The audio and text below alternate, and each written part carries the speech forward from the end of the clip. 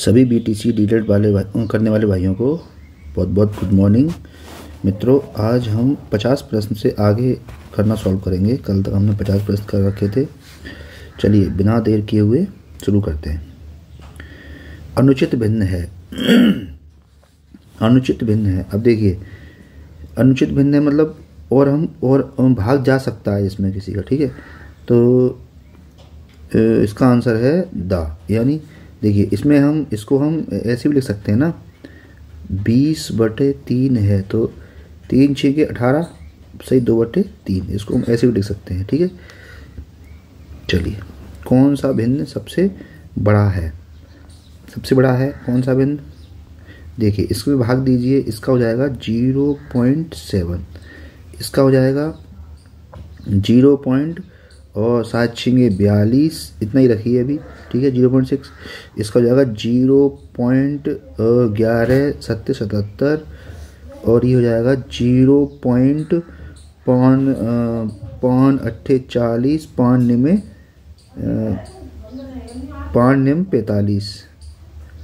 नहीं 8 है ना, 8 हो जाए। 8 का भाग अगर हम 50 में देंगे तो 8 पंजे 40, 8 छिंगे 48, ठीक है। इसका 0.6, ये सब साफ दिख रहा है।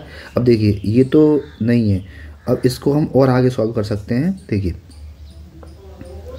10 सत्ते 70, ठीक है। हाँ, ये फाइनल इतना ही आएगा और इसका आएगा 11 से भाग देंगे 8 में तो 11 सत्ते 77 और बचेंगे 9, यानी ये ऊपर जाएगा ये, ठीक है। तो ये सबसे बड़ा भिन्न है। देखो आपका उत्तर भी यही है। को सरल करने में प्राप्त होगा। चलिए सरल करते हैं। तो 2880 इंटू भाग है तो इसको कर लेंगे 1/, ऐसे करते हैं। देखिए कुछ कन्फ्यूजन ना हो जाए। 2880 भाग अंदर वाला है ना 48, ये डिवाइड है ये वाला, इसको हम डिवाइड कर देते हैं, ठीक है। तो 6 8 48, ठीक है। अब नेक्स्ट स्टेप में करेंगे तो 2880/8 है ना। 8 छिंग 48, सॉरी 8 दूनी 16, 8 तिया 24, 8 तिया 24, 25 26 27 28, 4 बचेंगे और 8 छिंगे 48, 0, यानी 360। ये गोले का आयतन इतना है, उसकी त्रिज्या होगी। देखिए गोले का आयतन है गोले का आयतन क्या होता है? 4/3 पाई r/3।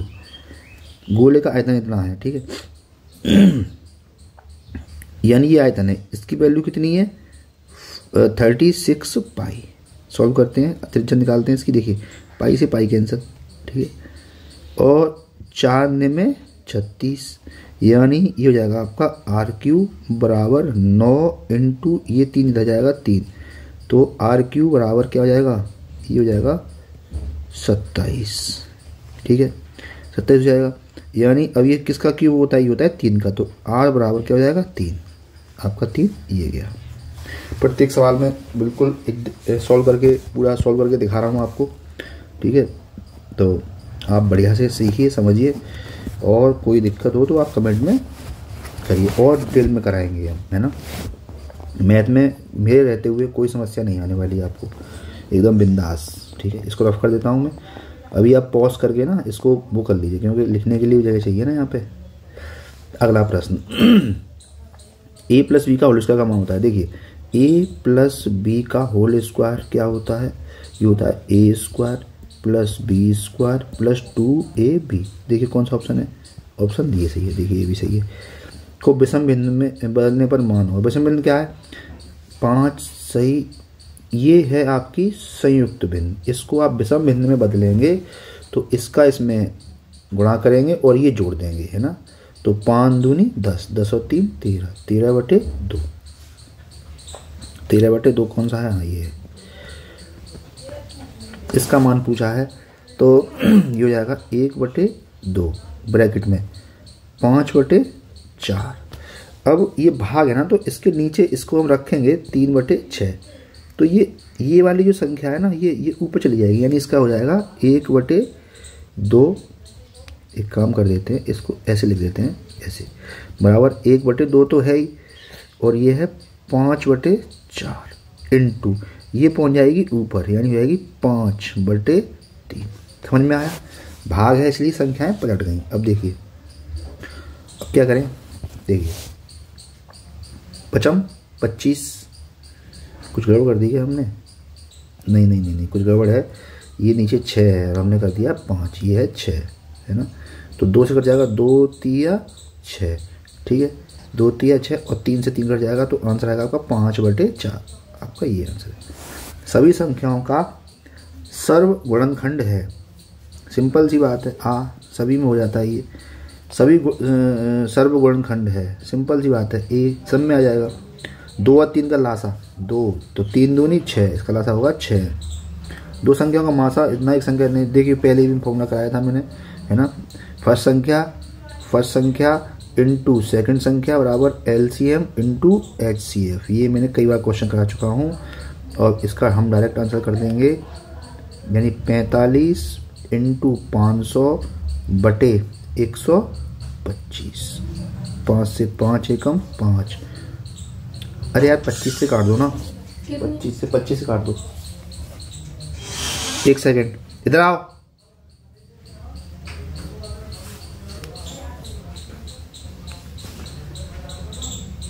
पैंतालीस इंटू 500, चलो करते हैं 125। 25 पंजे 125, 25 दूनी 50, ठीक है। और 5 में 45, 9 दूनी 18, 180। इसका आंसर हो जाएगा 10। अगला क्वेश्चन देखते हैं। 0.05 का मान है, 0.05 का मान है, साफ साफ दिख रहा है। चलिए कर ही लेते हैं, दिख क्या रहा है, कर ही लेते हैं इसको भी, फिर आप कहेंगे आंसर टिप के बता दे रहे हैं। 0.05 ये है, तो दशमलव कितने अंक पहले है? 2 अंक पहले है, ठीक है। तो यहाँ पर 2 जीरो बढ़ा लो, है ना। अब दशमलव हट जाएगा तो 5 से काटो, 5 एकम 5, 5 दूनी 10, 1/20। इसका होगा 6 चौके 24 और दशमलव कितने अंक है? 1 2, 2 अंक पहले है, तो इसका आंसर हो जाएगा ये का मान होगा। सिंपल है, दशमलव हट जाएगा। 2 दशमलव हो जाएगा 2 अंक पहले, है ना। तो सही है, ठीक है। यानी दशमलव यहाँ पहुँच जाएगा ना, हट जाएगा, आगे बढ़ जाएगा दशमलव। किसी वृत्त का व्यास इतना है तो त्रिज्या का मान कितना होगा? अरे जो त्रिज्या होती है ना, देखिए मैं समझाता हूँ आपको। ये है वृत्त, यह केंद्र, यहाँ से यहाँ तक की ये दूरी त्रिज्या होती है और ये पूरी दूरी है ना, ये पूरी दूरी क्या होती है? व्यास। यानी त्रिज्या का दूना क्या होता है? व्यास। तो इसका आधा क्या होगी? त्रिज्या। यानी व्यास इतना है तो 2 का भाग 2 कितना आएगी आपकी? 2 ही आएगी। एक समानांतर चतुर्भुज का क्षेत्रफल इतना है, उसको इतना है, तो उसका आधार सेंटीमीटर में होगा। देखिए इसका फॉर्मूला होता है समानांतर चतुर्भुज का, फॉर्मूला होता है, एक सेकंड, ये कुछ चल नहीं रहा है।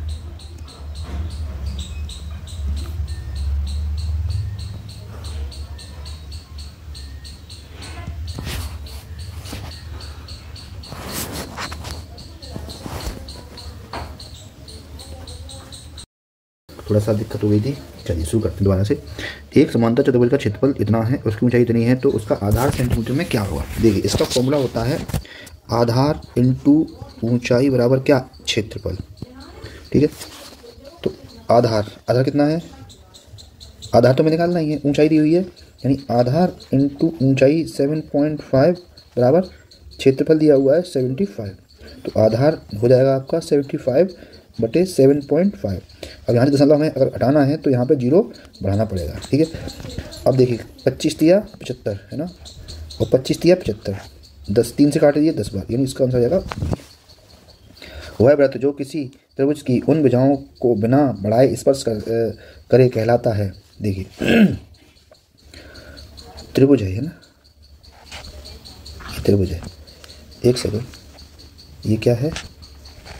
ये त्रिभुज है।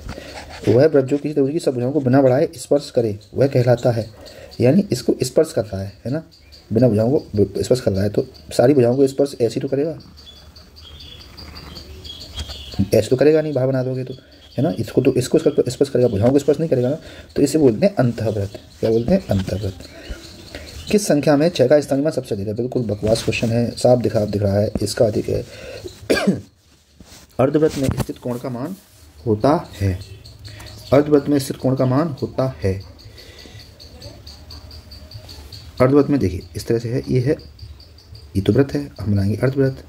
ये एक थ्योरम सी होती है ना, ये होती है अर्धवृत्त, है ना। और इस अर्धवृत्त में कोई भी कोण बनेगा इससे, यहाँ बना दो, है ना, या यहाँ बना दो, या यहाँ बना दो, कहीं बना दो, इन सब कोणों का मान क्या होगा? 90 डिग्री होगा, हमेशा 90 डिग्री होगा। कुछ भी कर लो 90 डिग्री ही होगा। त्रिभुज का क्षेत्रफल होता है 1/2 आधा इंटू ऊंचाई, यानी आधा इंटू लंब, लंब ही ऊंचाई होती है। कि त्रिभुज की भुजाएं इतनी इतनी इतनी, उसका क्षेत्रफल क्या होगा? अब देखिए ये, अब तुम्हें दिख रहा है, नहीं दिख रहा है? देखिए ये अगर लगाएंगे तो ये 10 हो जाएगा, ये 6, ये 8, ठीक है। ये समकोण त्रिभुज है ना।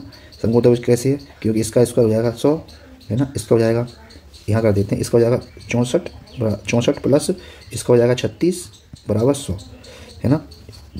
इसका स्क्वायर, आधार का स्क्वायर प्लस लंब का स्क्वायर बराबर किसका? कर्ण का स्क्वायर। तो वो सेटिस्फाई हुई कंडीशन, इसका मतलब समकोण त्रिभुज है ना। अब फिर से वही आधा इंटू ऊंचाई, तो 1/2, आधा कितना है? 6, ऊंचाई कितनी है? 8, बराबर कितना क्षेत्रफल होगा? 2 तिये 6, 6 तिया नहीं, कुछ गड़बड़ है। एक किसी त्रिभुज की भुजाएं इतनी इतनी है, उनका क्षेत्रफल क्या होगा? उनका क्षेत्रफल क्या होगा? सही तो है, हम सही तो कर रहे हैं। देखिए 2 तिये 6, 8 तिया 24। एक त्रिभुज का क्षेत्रफल क्या होगा जिसका आधार 10 सेंटीमीटर तथा ऊंचाई 6 सेंटीमीटर है? बहुत सिंपल क्वेश्चन है। 1/2 आधार इंटू ऊंचाई, ऊंचाई कितनी है? 6, 2 पंजे 10 और 5 छके 30, 30 ये गया। अभाज्य संख्याएं हैं, 80 से 90 के बीच में अभाज्य संख्याएं हैं। देखिए 81 भाग चला जाएगा, 82 चला जाएगा, 83 अभाज्य है, 84, 85, 86, 87, 87 भी नहीं है, 87 अभाज्य है, और 89 ये 3 अभाज्य हैं। अब देखिए किस में ऑप्शन में है? देखिए इसमें 81 है, इसमें 81 है ना, इसमें 83 है, और 81 भी है, 83 है, 89 है। आपका उत्तर यही सही है। चलिए आगे करते हैं। 15 रुपये कितने रुपए का 20% है? 15 रुपये कितने रुपए का 20% है? तो मान लीजिए 75 20% है, तो देखिए ऐसी 75 का 20% कितना होगा? 20 एकम 20, 20 पंजे 100, है ना, और 5 एकम 5, 55 25, आपका 75 का ही 20% 15 होगा। पहला ही उत्तर सही है आपका। पिक्टोग्राफ प्रदर्शित करता है, इसका इसमें से कोई सही नहीं है। पाई चित्र में प्रदर्शित कुल आंकड़े आधारित होते हैं। ये होता है ना पाई, है ना, पाई ग्राफ ही होता है ना इसमें, इस तरह से। तो ये पूरा एंगल कितना हो गया? 360 डिग्री। एक व्यंजक जिसमें केवल एक पद होता है उसे क्या कहते हैं? एक पदी व्यंजक कहते हैं। बाई में 5 जोड़ने पर जड़ प्राप्त होता है, वह व्यंजक होता है। बाई में 5 जोड़ने पर जड़ प्राप्त होता है, यानी बाई में 5 जोड़ तो क्या मिल जाएगा आपको? जड़। कौन सी कंडीशन हो रही है इसमें? ये वाली। किसी संख्या का 1/4 भाग कहलाता है, किसी संख्या का x का 1/4 कहलाता है, 25% कहलाता है। राहुल अपनी आय का 80% खर्च करके 20% बचाता है, तो उसकी मासिक आय क्या है? राहुल अपनी आय का, मान लीजिए राहुल की आय कितनी है? 100 रुपये है, ये है उसकी आय, ठीक है, और वो खर्च कितना कर रहा है? खर्च कर रहा है 80, है ना, तो बचत कितनी होगी? 20। तो 20 की वैल्यू कितनी है? 120। तो एक की वैल्यू कितनी है? 120/20, है ना, 2 छिंगे 12, 6। अब पूछा है तो उसकी मासिक आय, हमने आय कितनी है? 600, तो हमें इसमें निकालनी है 100 की वैल्यू, क्या जाएगा आपका? 600। चित्रलेख तकनीक का आविष्कार किया था, किसने किया था? बिल्कुल रटने वाला क्वेश्चन है, डॉक्टर ऑटो न्यूरेथ ने किया था, डॉक्टर ऑटो न्यूरेथ ने किया था। निम्नलिखित में चौड़ाई नहीं होती, रेखा चित्र में चौड़ाई नहीं होती है। निम्न में भाज्य संख्या है, साफ साफ दिख रहा है, 6 है। 500 का 20% वही होगा जितना कि, अब देखिए 500 का 20% वाली 500 का 20% आखिर कितना होगा? देखिए इसी ख़त्म, 5 दूनी 10, 100, ठीक है। अब 700 का निकालिए। अब इसका किसी का आंसर अगर 100 आ जाए तो वही आंसर है। तो 700 का 30%, 7 या 21 ही नहीं होगा। 250 का 60%, 25 छिक्का 150, ये भी नहीं होगा। 400 का 50%, 5 चौके 20, ये भी नहीं होगा। तो फिर यही होगा जब 3 नहीं होंगे तो। 8 का स्थानीय मान है, 8 का स्थानीय मान है, 8 का स्थानीय मान है। 8 के आगे कितने जीरो आ जाएंगे? 2 जीरो आ जाएंगे। तो इसका आंसर होगा बा। में 3 का जाति मान है, 3 का जाति मान है। जाति मान तो वही होता है सेम, ठीक है। क्या हो जाएगा इसका? बा। का स्थानीय मान में 7 का 7 हो जाएगा। का 7 का स्थानीय मान है।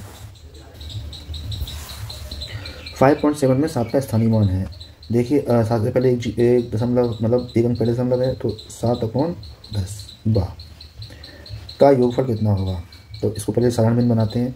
11 तिया 33, 33 और 9, 33 और 9 42/11 प्लस 13 एकम 13, 13 और 11 होंगे आपके 4 2 24/13, ठीक है। इसका एलसीएम लेंगे तो इसमें से मुझे तो लगा नहीं कोई सा भी होगा, ठीक है। 11 इसका एलसीएम देंगे तो इसका ये सही है दा। संख्या भाज्य होगी कि किससे भाज्य होगी? ये संख्या देखो 5 से तो होगी नहीं, क्योंकि 5 से भाज्य होगी तो पीछे 0 या 5 आना चाहिए। 3 से भाज्य नहीं होगी, 3 एकम 3, 3 से भाज्य नहीं होगी, क्योंकि 3 से भाज्य होने का नियम क्या है कि अंकों का योग 3 से भाज्य होना चाहिए। 11 12 13 14 15 16 17 18, 4 5 6 7 7, 4 5 6 7 7 14 15 16 17 18, नहीं ये 7 से भी नहीं होगी। 6 से देखते हैं, 6 7 42 40 47, हाँ ये 6 से ही होगी। का कितना प्रतिशत है? 40 140 1200 का कितना प्रतिशत है? 40 1200 का तुलना कैसी होती है? 1200 जैसे तुलना होती है वो कहाँ लिखते हैं? नीचे। तो 40 × 100/1200, इससे ये खत्म, ठीक है। 4 से काटिए, 4 एकम 4 और 4 0 और 4 तिया 12, 10/3, 10/3, तो 3 तिया 9 और 1 10, सही है उत्तर। 70 का 30% है, 70 का 35% है। 700 का 35, 700 का 35 है। 700 का तुलना हम कर रहे हैं इसमें 700 से, तो हो जाएगा 35 × 100/700, इससे ही खत्म। और 7 पंजे 35, आंसर होगा 5%। 3 समान भुजाओं वाले त्रिभुज को क्या कहते हैं? समबाहु त्रिभुज कहते हैं। आयत का परिमाप क्या होता है? आयत का परिमाप होता है 2 × लंबाई प्लस चौड़ाई। वर्ग की भुजा होती है, वर्ग की भुजा होती है जो उसका पैरामीटर होता है, 4 भुजाओं का योग होता है बटे 4, सही है। इसका मान क्या है? भाग दे के देखोगे 25 पंजे 125 और फिर एक बचा 25 × 25 51, सही है। का मान क्या है? चलो भाई कर लो सॉल्व से। 3/5 प्लस क्यों है? माइनस है। 3/5 माइनस 2/5, एलसीएम आ जाएगा 5, तो 3 - 2 क्या हो जाएगा? 1/5, उत्तर आ। असमान भुजाओं वाले त्रिभुज को क्या कहते हैं? विषमबाहु त्रिभुज कहते हैं। समद्विबाहु समकोण त्रिभुज में प्रत्येक कोण का मान क्या होता है? ऑब्वियस सी बात है 90 से कम होगा। आयत का प्रत्येक कोण होता है 90 डिग्री का। वर्ग की प्रत्येक भुजा होती है, वर्ग की प्रत्येक भुजा बराबर होती है ना, ये वर्ग होता है, इसकी भुजा बराबर होती है। चलिए फिर आज यहीं तक रखते हैं, अभी अगली क्लास में ये सारा खत्म करा देंगे। काफ़ी क्वेश्चन है अभी तो 50 क्वेश्चन की सीरीज लेके चल रहे हैं। Thank you very much. अगर आपको हमारा ये प्रयास अच्छा लगता है तो हमारे चैनल को सपोर्ट के लिए लाइक कीजिए, सब्सक्राइब कीजिए, अपने दोस्तों में शेयर कीजिए। आपको कंप्लीट बीटीसी फर्स्ट सेमेस्टर की कंप्लीट राजन सीरीज आपको यहाँ पर कराई जाएगी विद PDF। किसी को PDF चाहिए तो कमेंट में मैसेज करें। थैंक यू वेरी मच, धन्यवाद। जय हिंद, जय भारत।